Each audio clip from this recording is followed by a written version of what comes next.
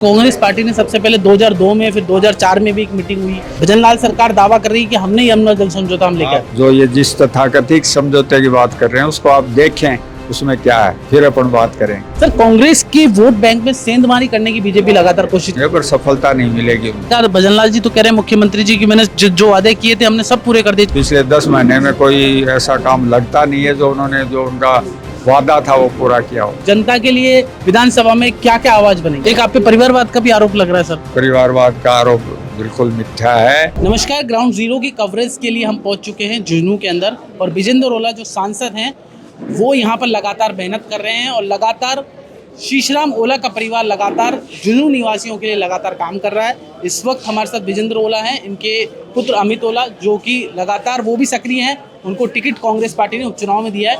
विजेंद्र ओला जी से बात करते हैं। ओला साहब, कैसी तैयारियां है? सारे कांग्रेसी जुट चुके हैं रण मैदान में, कैसी तैयारियां? अच्छी तैयारी है, जनता रण मैदान में जुटी हुई है, आप देख सकते हैं जन समर्थन को, और निश्चित रूप से हम कांग्रेस पार्टी को ऐसे सफलता मिलेगी।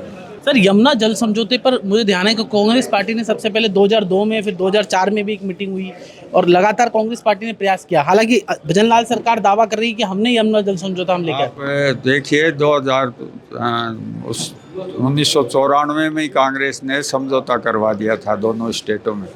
अब ये लोग, आपने जो समझौता हुआ है वो देखें आप, जो ये जिस तथाकथित समझौते की बात कर रहे हैं उसको आप देखें, उसमें क्या है, फिर अपन बात करेंगे। उसमें ये है कि हरियाणा 24,000 क्यूसेक्स पानी ले लेगा, उसके बाद हरियाणा विचार करेगा। आप उसकी कॉपी मंगा के देखें, आप तो मीडिया के लोग हैं। सर, विजेंद्र ओला के लिए कहा जाता है और आपके स्वर्गीय जो शीशराम ओला जी उनके लिए भी कहा जाता था कि आधी रात को भी उनकी बेडरूम तक एंट्री, अभी भी ऐसा ही है सर? अभी भी ऐसा ही है। आप देखें, अब आप काफ़ी देर से देख रहे हैं, हर आदमी मुझसे बात कर रहा है, आत्मीयता से कर रहा है और अधिकारपूर्ण कर रहा है। सर, कांग्रेस की वोट बैंक में सेंधमारी करने की बीजेपी लगातार कोशिश कर रही है। निश्चित रूप से वो प्रयत्न कर रहे होंगे पर सफलता नहीं मिलेगी उनको। क्या आपको लगता है बीजेपी जो सत्ता का दुरुपयोग कर रही है? ये चुनाव बीजेपी की सत्ता और आम जनता के बीच में है। सर, एक तरफ आम जनता है और एक तरफ बीजेपी की सत्ता है। भजनलाल जी तो कह रहे हैं मुख्यमंत्री जी की मैंने जो वादे किए थे हमने सब पूरे कर दिए, 40% ज्यादा। ये तो आप हमसे ज़्यादा वो हैं, वो कह रहे हैं हमने 65% वादे पूरे कर दिए। आपका काम है, आप विवेचना करें। यहाँ तो पिछले 10 महीने में कोई ऐसा काम लगता नहीं है जो उन्होंने जो उनका वादा था वो पूरा किया हो। तो आपको लगता है कि आपके परिवार पे फिर से तेजाजी महाराज की और आपकी जनता की कृपा रहेगी? हमारे पर सभी देवताओं की, आमजन की कृपा रहेगी।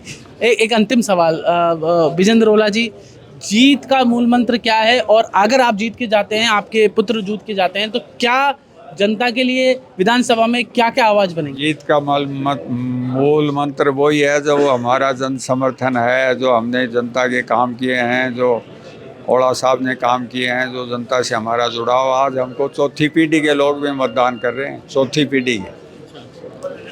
एक आप पे परिवारवाद का भी आरोप लग रहा है सर। ये कोई आरोप न तो मैंने सुना, परिवारवाद का आरोप बिल्कुल मिथ्या है। आप देखिए हरियाणा में एक परिवार के 2 मंत्री हैं, आपके रक्षा मंत्री के बेटे भी विधायक हैं और वो खुद MP हैं। आपने उनसे पूछा कभी ये सवाल? ये तो विजेंद्र ओला जिन्होंने खास बातचीत करती। जितेश जेठनलानी, जयपुर, राजस्थान।